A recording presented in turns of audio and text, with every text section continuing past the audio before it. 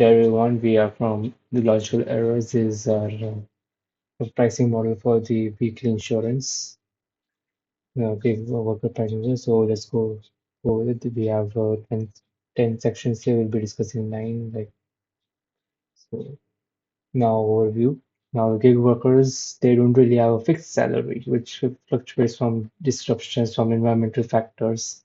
So within the scope of the hackathon, we'll be taking on the environmental factors and a random, we'll be simulating the platform disruptions. So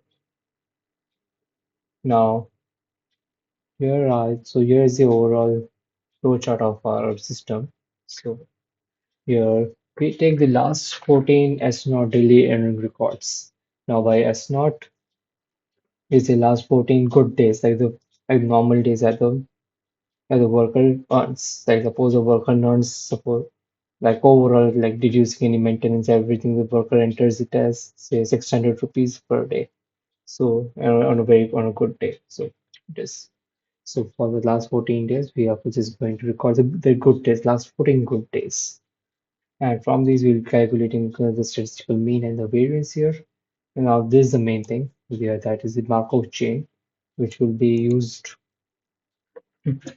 used for the prediction of the state transitions. Now here we have for the simpler scope, we have considered only four states, which is normal, mild, major, and severe. So based on and the transition probability matrix in the Markov chain, transition probability matrix in the Markov chain will be calculated via softmax logistic regression. So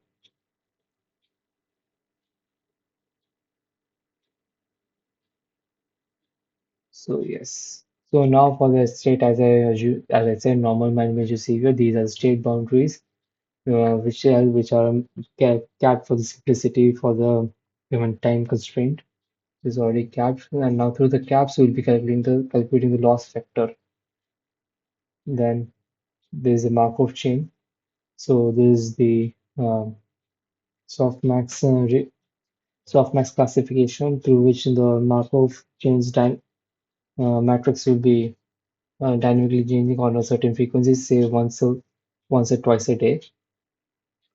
So we'll be calculating the pure premium, which is going to be this formula, that is going to be the dot product, and we'll be calculating the stationary distribution at the time when a worker is claiming is put some claim of some amount C. So this will be used in the ratio test, which will be used for fraud detection. So this is the final formula of our pricing. These are the variance at risk margins. So this is one of them, and the other is the uncertainty of the model. Like suppose the more the model is uncertain, so we'll be charging for the uncertainty too, which would be lambda would be around zero point 0.3 to zero point 0.2 to zero point 0.3 if it's actuarial decision. Now the other thing is co-insurance. So co-insurance and ruin control. So we'll be defining a deductible at every stage the gig worker has to pay. So these are the co-insurance coefficients 0.3, 0.6, 1, and the main thing is the fraud detection. And this comes to my main topic, that why are we going with Markov chains? Is that Markov chain can unify the whole two different systems under one. So let's see how it happens. We'll be doing two-step fraud detection, one with amount testing, which is the state blind. We just check the amount if it's okay. So we'll be doing a modified Z score hypothesis.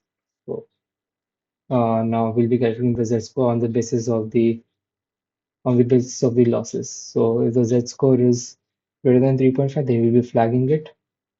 Now these are the parameters 2.5, 3.5 review, and Z is less than 2.5, we'll pass it. Now step 2 is the Markov likelihood ratio test. We'll be using the stationary probabilities. So stationary probabilities, that it's as a proof that if what rider claims is true or not. So these are the parameters for the decisions, and this is a decision matrix.